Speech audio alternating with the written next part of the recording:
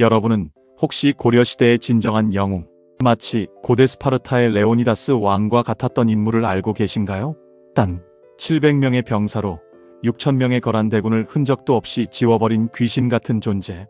오늘 우리는 그 놀라운 이야기에 귀 기울여 볼 시간입니다. 그의 이름은 바로 양규 장군입니다. 11세기 초 동아시아의 국제 질서는 매우 복잡하게 얽혀 있었습니다.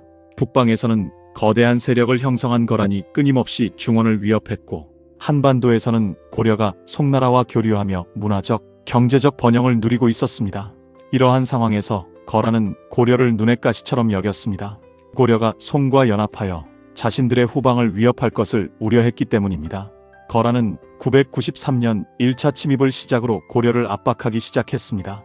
이때 서희 장군의 뛰어난 외교술로 강동 6주를 획득하며 위기를 넘겼죠.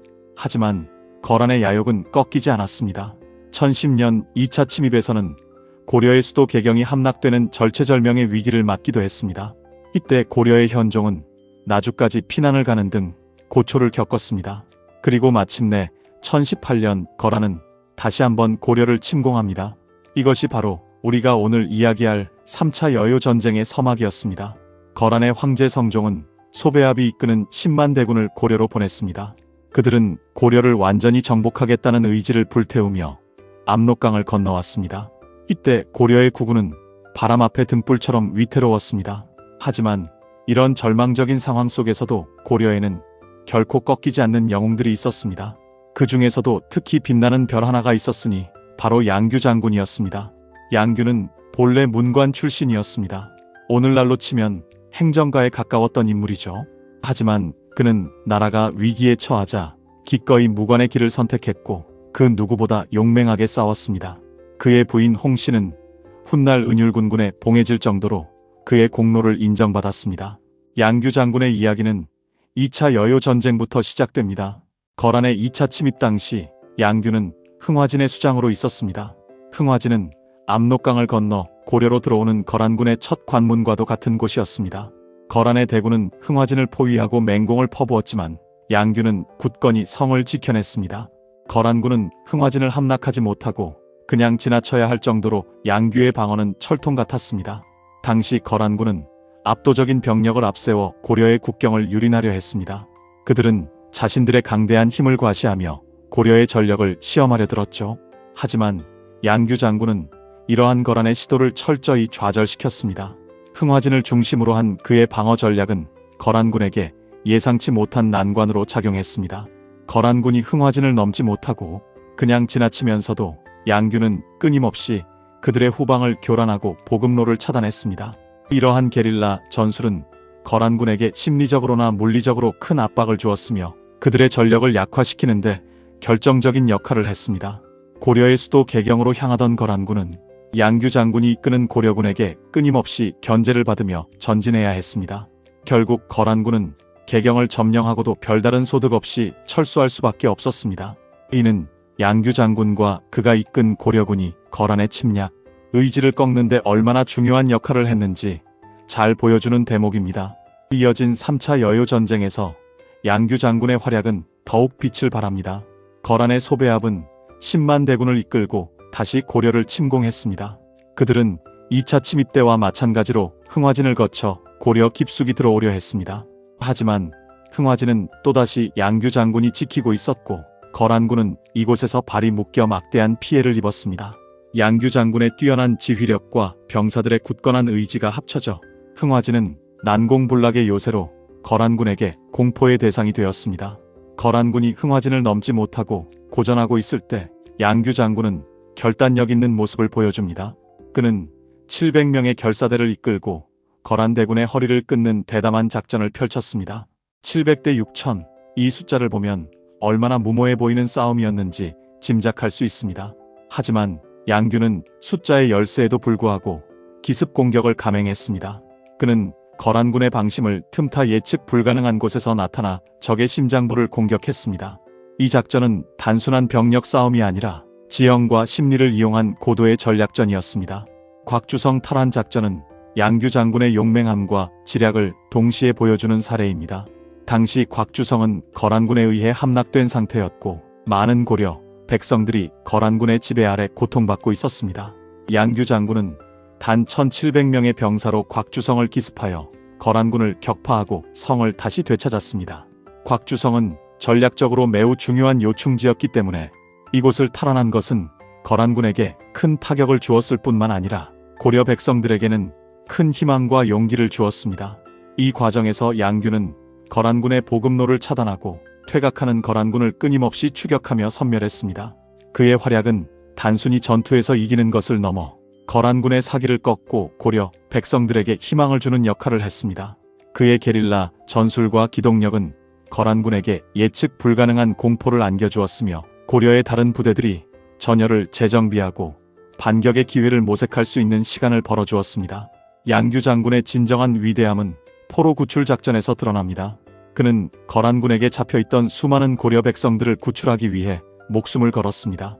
무로대 전투는 그 대표적인 예입니다. 양규는 무로대에 주둔하고 있던 거란군을 기습하여 2000명의 포로를 구출했습니다. 그는 단순히 전투에서 승리하는 것에 만족하지 않고 백성들의 안전을 최우선으로 생각했습니다. 당시 거란군은 점령지에서 고려 백성들을 강제로 끌고 가 노예로 삼거나 자신들의 보급품을 운반하는 데 사용했습니다. 이러한 상황에서 양규 장군의 포로 구출 작전은 단순히 몇 명의 백성을 구하는 것을 넘어 고려의 민족 정기와 자존심을 지키는 행위였습니다.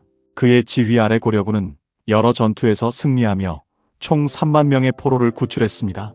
이는 당시 고려의 인구를 생각하면 엄청난 숫자였습니다. 양규 장군의 헌신 덕분에 수많은 고려 백성들이 거란의 노예가 되는 것을 면할 수 있었고 고려의 인구 손실도 최소화할 수 있었습니다. 그의 이러한 행동은 그가 얼마나 백성을 사랑하고 나라를 아끼는 마음을 가졌는지 분명하게 보여줍니다. 하지만 영웅에게도 마지막은 찾아오는 법입니다. 양규 장군은 거란군의 퇴각로를 계속해서 추격하며 공격했습니다. 그는 마지막 순간까지 적과 싸우며 고려의 국운을 지키려 했습니다. 애석하게도 양규 장군은 1019년 2월 애전 전투에서 소배압이 이끄는 거란군에게 포위되어 전사하고 맙니다. 그는 최후의 순간까지 용맹하게 싸웠지만 중과부적으로 장렬한 최후를 맞이했습니다. 그의 죽음은 고려군에게 큰 슬픔을 안겨주었지만 동시에 그의 희생은 고려군에게 더욱 강한 투지를 불어넣는 계기가 되었습니다. 양규 장군이 전사한 후 고려군은 강감찬 장군의 지휘 아래 귀주대첩에서 거란군을 대파합니다. 강감찬은 20만 8천여 명의 고려군을 이끌고 귀주에서 소배압이 이끄는 거란군과 최후의 결전을 벌였습니다. 강민첨 장군은 기병대를 이끌고 거란군을 발령까지 추격하며 섬멸했습니다. 귀주에서 고려군은 거란군을 포위하고 맹공을 퍼부어 대승을 거두었습니다. 이 전투에서 고려군은 뛰어난 전략과 전술 그리고 굳건한 정신력으로 거란군을 압도했습니다. 비바람과 같은 악천후를 이용한 전술 그리고 지형을 활용한 포위 섬멸전은 강감찬 장군의 뛰어난 지략을 여실히 보여주었습니다. 거란군은 거의 전멸했고 살아 돌아간 병사는 1000명이 채 되지 않았다고 합니다. 귀주대첩은 한국사 3대 대첩 중 하나로 꼽히며 고려가 동아시아의 강국으로 인정받는 계기가 되었습니다. 이 승리는 단순한 군사적 승리를 넘어 고려가 자주적인 국가로서의 위상을 확립하고 국제사회에서 중요한 역할을 수행할 수 있는 기반을 마련해 주었습니다. 하지만 귀주대첩의 빛나는 승리 뒤에는 양규 장군의 숭고한 희생이 있었습니다. 양규 장군이 거란군의 퇴로를 차단하고 끊임없이 공격하며 거란군의 힘을 약화시켰기 때문에 강감찬 장군이 귀주에서 대승을 거둘 수 있었던 것입니다. 그는 자신의 목숨을 바쳐 고려를 지켜낸 진정한 영웅이었습니다. 그의 희생은 귀주대첩이라는 대승리에 숨겨진 초석이었습니다. 양규 장군의 이야기는 오랜 시간 동안 역사 속에 잊혀져 있었습니다. 강감찬 장군과 귀주대첩의 명성에 가려져 그의 헌신과 희생은 제대로 평가받지 못했죠. 하지만 최근 KBS 대하드라마 고려 거란 전쟁을 통해 그의 위대한 업적이 재조명되면서 많은 시청자들의 가슴을 울리고 있습니다. 20대부터 70대에 이르는 다양한 연령대의 시청자들이 양규 장군의 이야기에 열광하며 그의 숭고한 희생정신을 기리고 있습니다. 드라마는 양규 장군의 인간적인 면모와 고뇌 그리고 백성을 위한 그의 헌신적인 삶을 생생하게 그려내며 시청자들에게 깊은 감동을 선사했습니다. 양규 장군의 이야기는 우리에게 많은 것을 시사합니다. 그는 문관 출신임에도 불구하고 나라의 위기 앞에서 기꺼이 칼을 들었고 압도적인 적군 앞에서도 결코 물러서지 않는 용맹함을 보여주었습니다. 또한 그는 단순히 적을 물리치는 것을 넘어 고통받는 백성들을 구하기 위해 자신의 모든 것을 바쳤습니다. 그의 삶은 진정한 리더십과 희생정신이 무엇인지 우리에게 가르쳐주고 있습니다. 고려의 국운이 풍전등화 같았던 시기, 양규 장군은 꺼져가는 불씨를 다시 살린 영웅이었습니다. 그는 홀로 고군분투하며 거란대군의 발목을 잡았고 수많은 백성들을 구했으며 마침내 귀주대첩의 승리를 위한 초석을 다졌습니다. 그의 활약이 없었다면 고려의 역사는 완전히 달라졌을 것입니다. 그의 이름은 비록 오랫동안 잊혀졌지만 그의 정신은 여전히 우리에게 큰 울림을 주고 있습니다. 오늘날 우리는 그의 이야기를 통해 역사의 중요성을 다시 한번 깨닫게 됩니다. 우리에게는 수많은 위대한 조상들이 있었고 그들의 희생 덕분에 오늘날 우리가 존재할 수 있다는 사실을 잊지 말아야 합니다. 양규 장군처럼 이름 없는 영웅들의 헌신을 기억하고 그들의 정신을 이어받는 것이야말로 우리가 해야 할 일일 것입니다. 그의 이야기는 단순한 역사적 사실을 넘어 한 사람의 숭고한 정신이 얼마나 큰 영향력을 가질 수 있는지 보여줍니다. 나라가 위기에 처했을 때 개인의 안위보다 백성과 국가를 먼저 생각했던 양규 장군의 모습은 오늘날 우리에게도 큰 귀감이 됩니다. 우리는 그의 용맹함과 희생정신을 기억하며 어떤 어려움 속에서도 포기하지 않는 강인한 정신을 배우고 실천해야 할 것입니다.